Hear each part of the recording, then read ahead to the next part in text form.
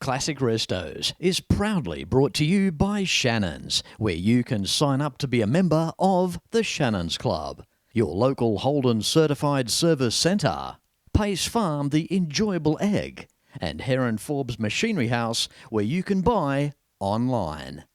G'day, I'm Fletch and welcome to today's show. You're about to see part one of my 1968 Imperial LeBaron on this week's Classic Restos in the shed.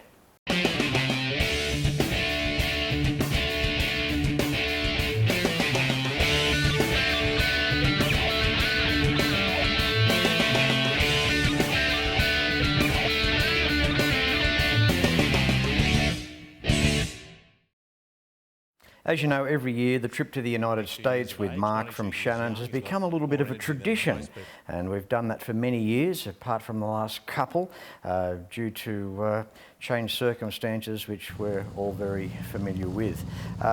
2018 was an interesting year because when we went to Tiffin, Ohio, I said to Murray, as I always do, leading up to the trip, what have we got there, Murray? And he sometimes lets me know, and it gives me something a bit, to look forward to. Because this last, I think 2015, that was the first year that I imported a car. I was a bit of a latecomer, really, because a lot of guys have been importing cars for way longer than what I have. But 2015 was my first year, and I've done a car quite successfully every year since then. So 2018, okay. Murray says to me, well, Fletch, I've got a 68 Imperial LeBaron for you to take a look at. And so I thought, all right. But keep in mind too, every year, because I'm a Blues Brothers tragic, I wanted that 74 Monaco in Murray's driveway. And every year, as I said before, Murray would say, no, it's not for sale, Fletch, it's too good a car. I apologise, I can't let that car go. So 2018, I front up with Mark and have a look at this 68 Imperial here. And it was outside Murray's place on the driveway. And as I walked towards it, it didn't do anything for me. I was a little bit deflated because I thought, no, I won't be buying a car this year. And as I walked towards it, I saw tape on the rear quarters where there was some rust. I opened up the interior, had a look inside there, and just closed the door again, walked around to the front of the car. The fan was off, the engine was seized, the 440 was sitting there. And I thought to myself, you know what, I'm buying a dog's breakfast here, and I just didn't have the interest in the car. And I then turned to Murray and said, well, Murray, I think I'll pass on the LeBaron. And tongue-in-cheek, that's when I asked, is the Monaco for sale this year? And that's when he looked down to the ground, as I've said before in another episode of Classic Restos, with the Monaco. And he said, well, Fletch, it might be. And then 5 minutes later, we had done a handshake and couldn't believe that I bought that 74, that Monaco. Even now, I'm so grateful of acquiring such an original car in that type of condition. It's a car that, to be honest, I never thought that I'd end up with in my possession.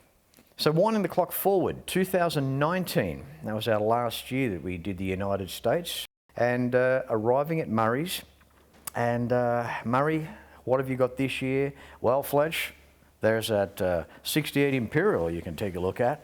And I thought, all right, okay. This time it wasn't out in the driveway, it was inside the barn. Well, here I am back in Ohio, United States of America, of course, thanks to Shannons.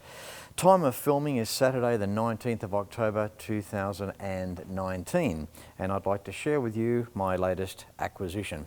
Yes, this is indeed another true barn find. The 67 New Yorker that was purchased in 2016 was also a barn find. Pulling that out of the shed, doing the mechanical side of it, has made it an absolute tremendous vehicle. It's a sheer pleasure to drive. And I'm hoping that I can achieve the same result with this car here.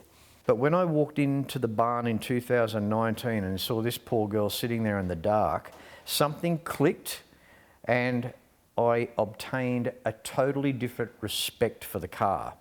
Walking around the car, I looked at different things, saw the originality of the car.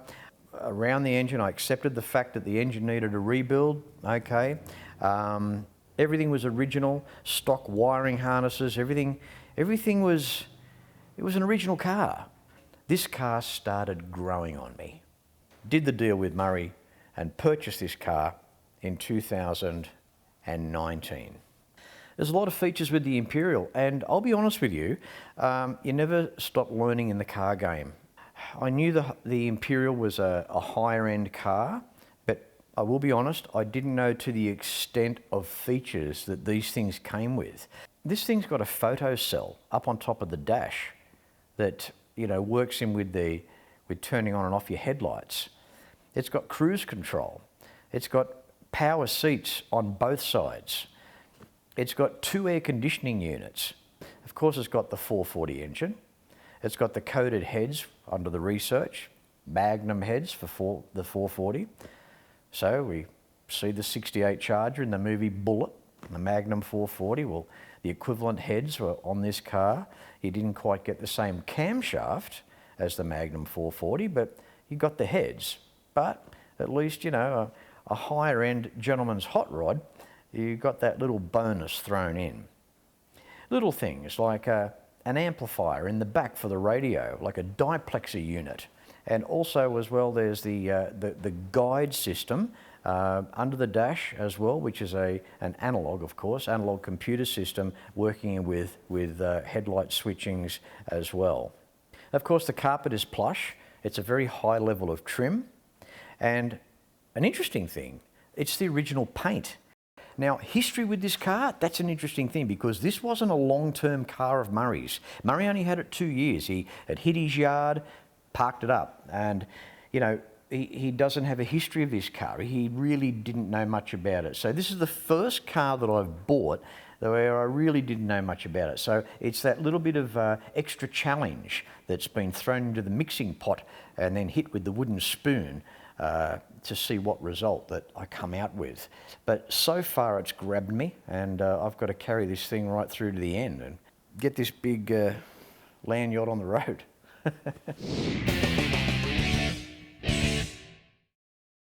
When I was a kid, I loved cars, still do. The 57 Cadillac Eldorado Brougham was the most advanced car in the world. Cost more than a Rolls.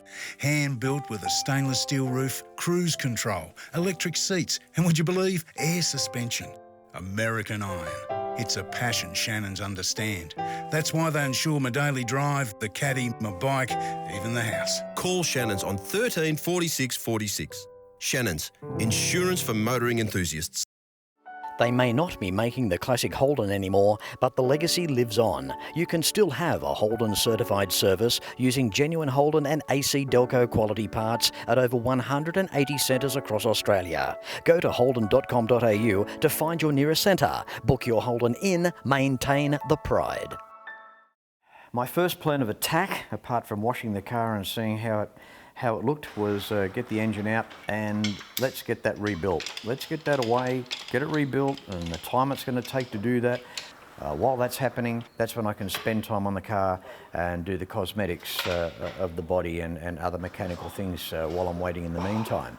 So this was quite a challenge. I always do a lot of work on my own, and lifting out the engine, separating it from the transmission, that was interesting too.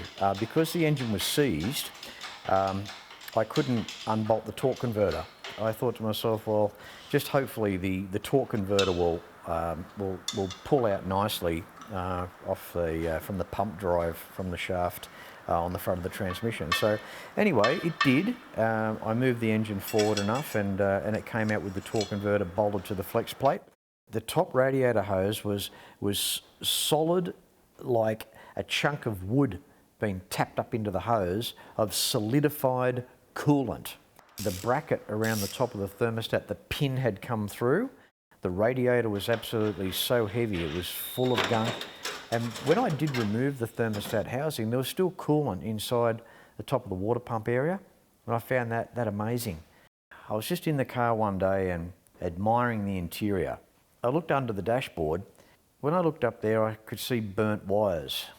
Now, you know this is my worst nightmare, right? Haven't I said before that the first place you look on a classic car before you buy it is up under the dash? And if you see a tidy wiring harness and you can see no butchering or no one installed a radio or something years ago. If it's left stock, chances are the car will be okay. Yeah, I've said that, haven't I? Well, I wasn't in a position in Murray's dark barn. I only had the torch on the phone, and I didn't go that far up under the dash because the doors wouldn't open fully because there were cars parked next to it. So I was fairly limited in Murray's barn. Not making excuses, but I missed the fact that there were some burnt wires. All of a sudden, I just thought to myself, all the wiring's got to come out. The wiring harness has got to be repaired. But not only has it got to be repaired, you've got to diagnose and work out what has cooked those wires in the first place. So that was all done. So I worked that out, and it was an air conditioner related problem. Looks like the compressor had perhaps seized. High fan speed, lots of load, and the wires that went to the sensors started cooking. Getting the heater box off the firewall and to check the heater core while I was at it, a level of difficulty for that one, 10 out of 10. On these things, the air conditioner, evaporator and heater core share the same box. We're into the third day. The box is separated from the firewall, but it hasn't dropped down from behind the dash. There is just so much stuff behind this dashboard, and I've got to say at this point I've met my match. Righto, here we are, day 5, back to the salt mines. The heater box has finally separated from the firewall and it's now wedged under the dashboard. That's the big job for today, to get that out because it's jammed in tight. Have removed the fan blower motor, put that on the battery, have identified that it spins freely, runs beautifully. So I did have a thought that that may have seized and really loaded up some wires. Yes, it's out. Well, what do I say to that? It's out. It's out. After 3 days, what an arduous task of getting that out. And there's a concern of worry because you don't know how it's going to go back in. I guess I still don't know how it's going to go back in, but at least it's out. Bit of a monstrosity, the old girl. This hasn't been out of the car since the day it was put in. Now I've got the task ahead of me of looking at that wiring harness and sorting out what ones to cut and replace. But you know what I've just been through, getting that heater box out and the evaporative core for the air conditioner as well. It weighs a ton. It's really heavy, this thing. It's unbelievable how they built things back then. It's the biggest heater core I've ever seen. I think it's big enough to keep you in the front warm, the people in the back and the car next to you sitting at the traffic lights. It's a monster. I got the job done, and I'm so glad that I did because I know the dashboard of that car. The vacuum hoses are plumbed beautifully. The wiring harness up under the dash now is really nice. So I know that that's done. And during that, the stuff I sucked out, there was a mouse in there as well. And on top of the heater box, I found a peanut. An Ohio peanut. Not that this has got anything to do with the dash, but while the seats were out and I got the battery out, I thought I'd have a bit of a break from the dash and check the seats. Now this is the passenger side seat. Yeah. Very good. That's another thing too about this. When you do these things and you fix things, then you test them, it's like as though the car is coming back to life. I know I haven't had a battery on the car yet, but I know one thing for certain. There's no way in the world that the glass would have worked in the driver's side door. When I took the door skin off, the power window motor was missing. Yeah. Last old mate that was doing the windows, he forgot to put the motor back in. It's good to see one going, just put a car battery on it, just reverse the polarity for it to go up the other way. It's possibly, well, the first time in at least 22 years that this window's even worked, so it's good to see it come back to life. I happen to be a licensed amateur radio operator, and I've got a transceiver here on the bench, and with the speaker output, the 2 wires, we'll touch that on the wires from the factory speaker inside the door card. And, well, if we hear something, that'll be the first time that this speaker has ever had power in it, or within at least 22 or 23 years. While I just recall what you were talking about there.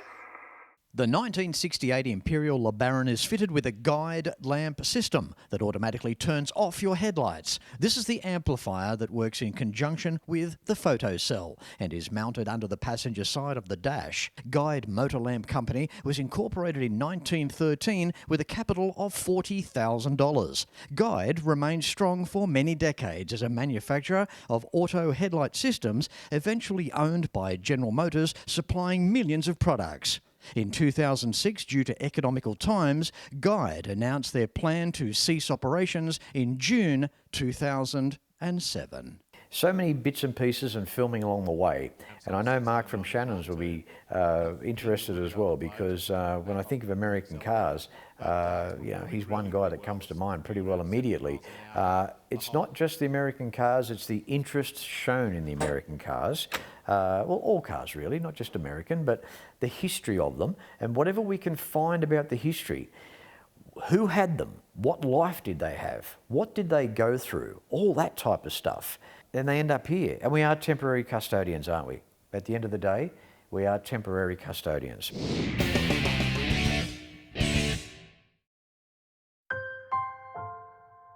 I've been a motoring enthusiast all my life. My Coupe 4 is rare and very special. A real performance car with all-wheel drive grip. I'm not a car club bloke and I don't work on it myself, but I do have a great mechanic. One day, I might even get that HQ. When it comes to insurance, it's got to be Shannons. Shannons shares your passion. Call Shannons on 13 46 46. Shannons, insurance for motoring enthusiasts. When it comes to cars, there are some brands that will remain with us forever, no matter what. The Holden was always Australia's own car, held high in the hearts of many. Those lines, that chrome, the stories around them, and the people that owned them. From the classic through to the final, you can still trust in genuine Holden and AC Delco parts, available through the Holden Certified Service Network.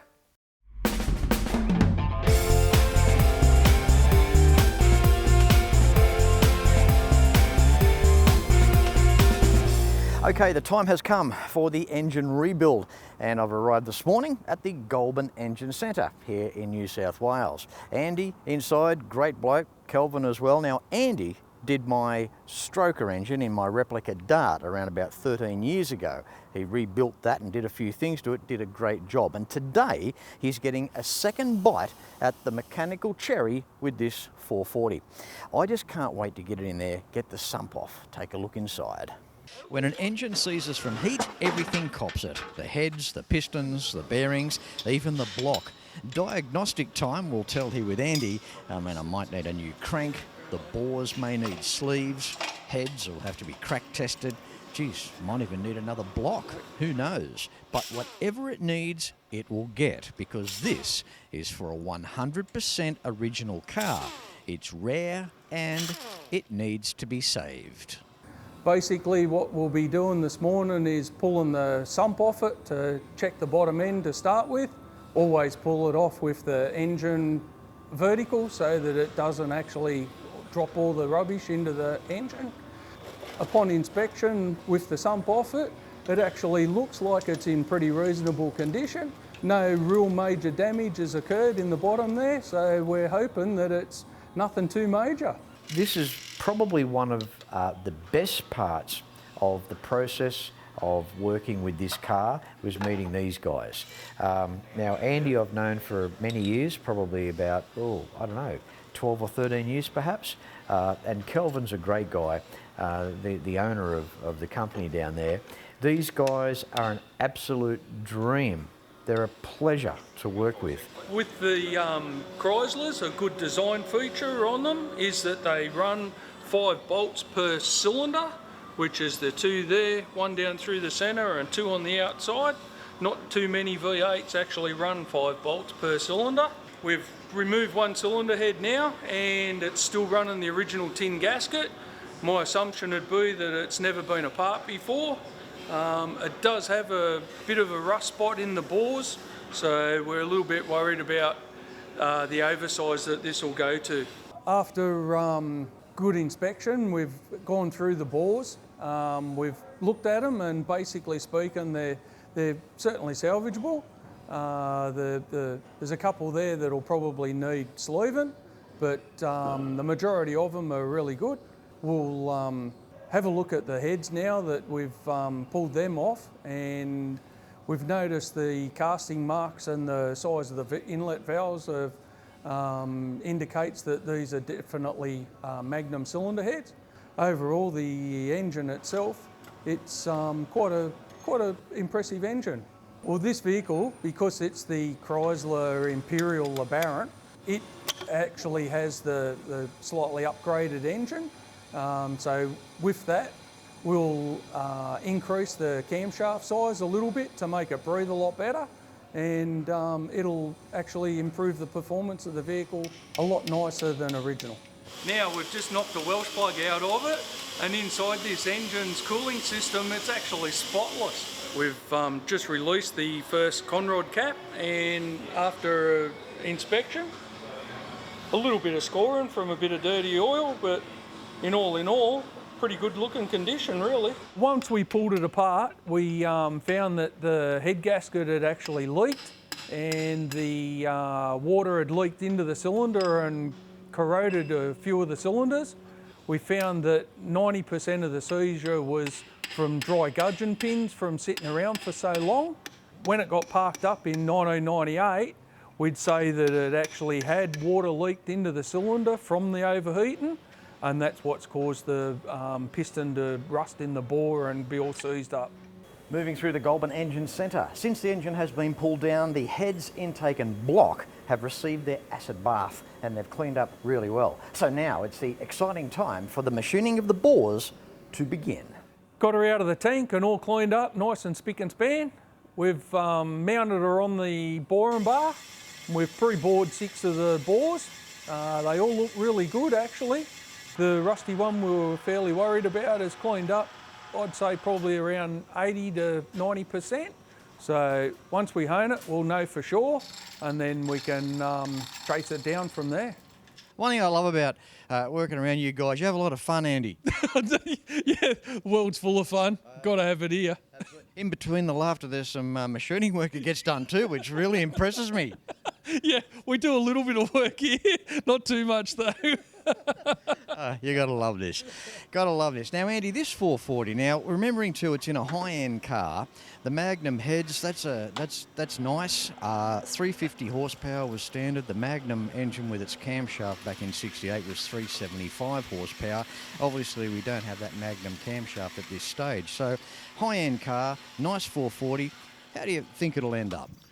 Well, with the compression we're going to run and the size of the camshaft that we're going to put in it, I would say that we'll definitely hit the 375 mark, probably quite possibly even a little bit more. We're probably looking more towards the torque factor than the actual horsepower factor. Because of the vehicle that it's going in, we want it to be a nice cruiser with plenty of grunt, but not crazy with silly drivability. So a bit more duration on the cam? Definitely more duration on the cam, not quite as much overlap, so that we've got plenty of bottom end torque rather than snappy, cranky horsepower.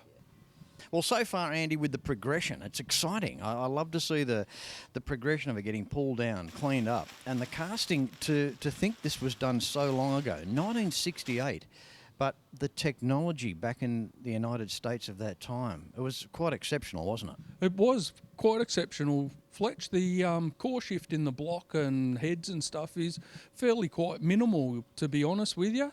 Not like today's standards, you know, they're definitely made quality.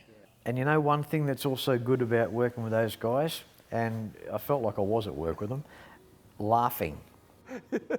It was just laughs all day, you know, and seeing guys happy in their job, it's almost like they're not going to work. You know, they're going to something that they love doing, and that shows in the product.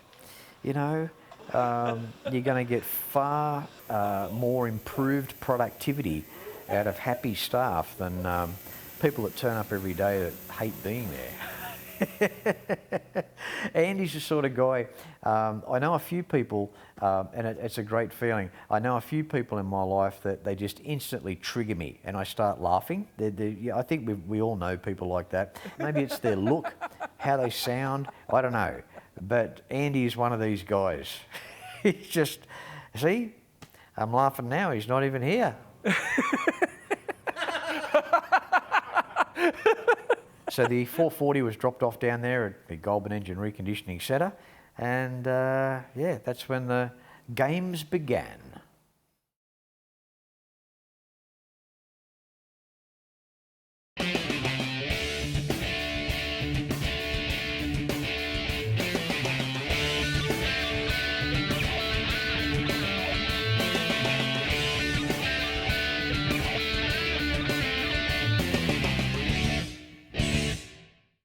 You can like and follow us on Facebook at facebook.com/Classic Restos TV and watch catch-up episodes at shannons.com.au. Classic Restos is proudly brought to you by Shannons, where you can sign up to be a member of the Shannons Club, your local Holden certified service centre, Pace Farm the enjoyable egg, and Heron Forbes Machinery House, where you can buy online.